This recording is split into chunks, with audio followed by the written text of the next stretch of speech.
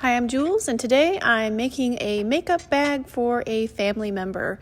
I started teaching myself how to use my Singer 4452 sewing machine during COVID, and it's not difficult to do. There are lots of tutorials that show you exactly how to use all of the feet and settings on the machine.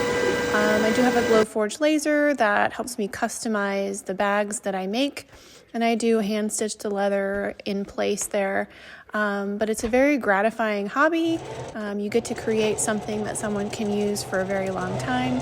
So if you're interested in sewing, I would recommend that you pick up a machine and watch some tutorials.